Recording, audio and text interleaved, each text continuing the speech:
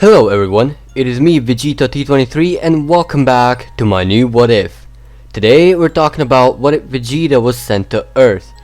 In the last part we started at the Cell games and the whole fight. After Vegeta hasn't proved himself to Cell, Cell started to torture him, so Trunks stepped in. They managed to destroy Cell for a while. Cell then came back even more powerful and killed Bardock, which didn't sit well with Kakarot. And with that, Kakarot turned Super Saiyan 2 with a lot of rage and started to pick Cell apart. Cell even tried to reason with Kakarot, but Kakarot didn't buy any of it. With that, Cell was dead for good. We then skip 7 years and see Trunks is going to high school and Bardock and Bra, who are 7 and 8 accordingly. Trunks isn't a hero of the city like Gohan was, so he doesn't have to keep anything a secret. Until Videl visited him for a date one day and found out that he can fly, so Trunks had to teach her how to fly. They are now signing up for the Tenkaichi Budokai. With the recap out of the way, let's continue the what if. After Videl learned how strong Trunks really is, she blackmailed him to teach her how to fly, and he did so. After he taught her, they trained individually to prepare for the tournament. After a few days, they have arrived at the tournament and started signing up. Bardock and Bra are of course minors and are put in the kids division.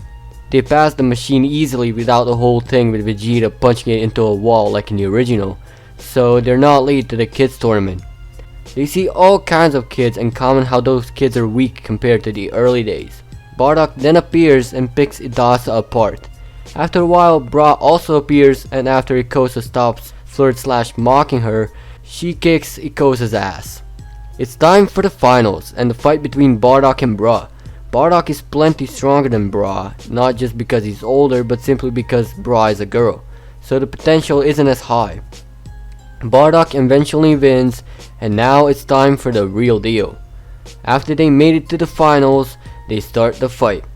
Before anything, they meet Shin and Kibito, and everyone is weirded out by them. Regardless, they begin the fights. Krillin and Pintar fight first, and you know how that goes.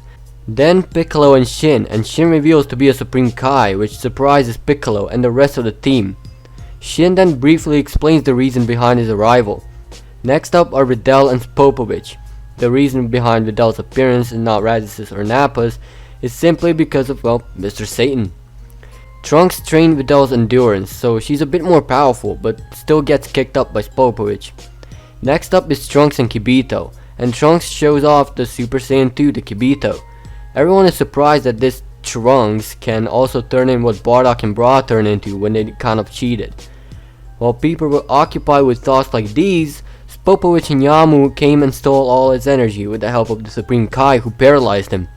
They then left, and so the Z Fighters followed at a distance. Meanwhile, Mr. Satan proposes a battle royale. Shin explains to the squad how those people are under the influence on Babidi and how he's planning to release Majin Buu. Meanwhile, Kibito, Trunks and Videl try to catch up, but Videl isn't accustomed to flying yet, and so the big reveal of what happened 7 years ago still happens between her and Trunks. They arrive at Babidi's ship and hide their key. They witness Yamu and Popovich getting killed. They also witness Kibito getting killed. They then get noticed, and so Krillin and Raditz get turned into stone. The rest go in. Babidi teleports Nappa and Piccolo across the planet so they don't interfere. First to fight are Kakarot and Pui Pui, and he is dominated like a sugar daddy dominates his ethot. Then Vegeta and Yakon, and that goes relatively same.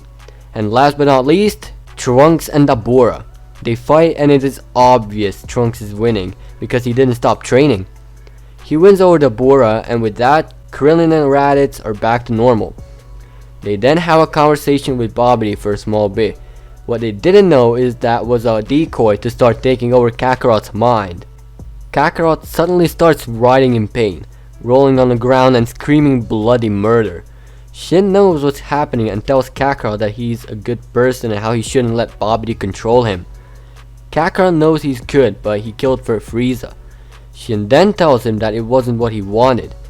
Babidi is trying, but all his might isn't enough for a Super Saiyan.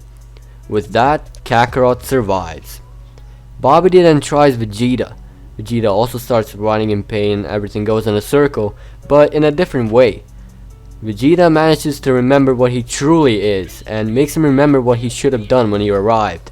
Vegeta tries to deny anything Babidi throws at him with great success.